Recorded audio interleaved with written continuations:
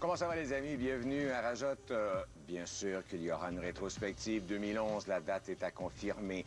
Ah, vous voulez nos adresses, bien sûr, pour répondre à la question Twitter, ou vous voulez juste me poser une question, peut-être? Il y a bien sûr le site de musiqueplus.com/Rajotte, le Twitter, les Facebook.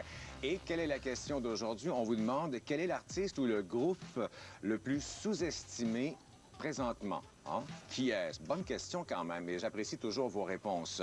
Ah, c'est toujours le 25e anniversaire de Musique Plus. Paraît dans mon visage, je suis rendu à combien de menton? En 1997, on est rendu, et ce sera avec Nicolas Titley. Fred Bastien me parle d'un nom de groupe que j'adore. En tout cas, on a créé un monde, j'aime bien le nom. On verra la semaine prochaine si j'aimais ça.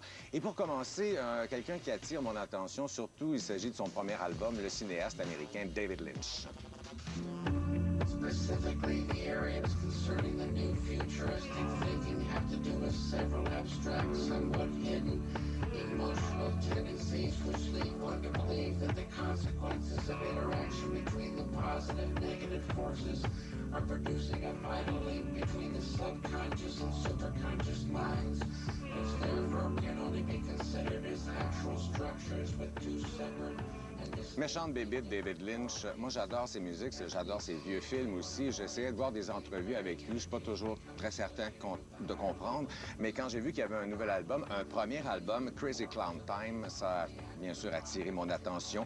Et j'aime son approche artistique. C'est quelqu'un qui a une vision. Puis ses bandes originales de films aussi sont toujours intéressantes. Et non, Angelo Badalamenti n'est pas sur cet album-là. C'est lui qui écrivait les musiques. Quoique David Lynch écrit aussi de la musique. Et c'est son premier album à 65 ans. Je vous avoue que je ne connais pas sa collaboration avec Danger Mouse et Sparkle Horse, qui avait écrit les paroles d'une pièce et puis aussi avait fait le visuel.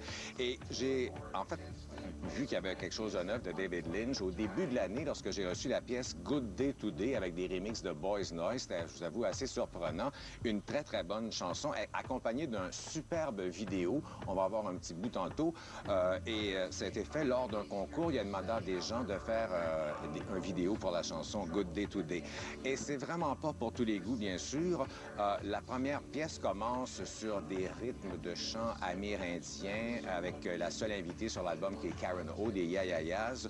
D'autres ressemblent à son style. C'est un amateur de guitare twang. Hein? On tord les cordes de la guitare, des ambiances un peu lugubres. Il s'approche aussi du down-tempo sur Noah's Ark, ou le bout de pièce qu'on a entendu tantôt pour Strange and Unproductivity.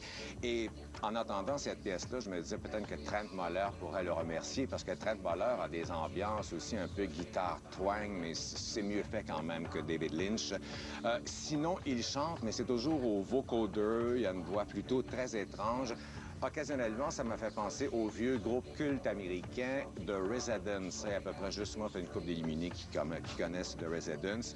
Bref, j'étais bien attiré, mais je suis demeuré sur mon appétit. Mais comme c'est la beauté de la chose maintenant, on n'est pas obligé d'acheter tout l'album au complet. Je vous conseille quand même le single Good Day Today, extrait du clip.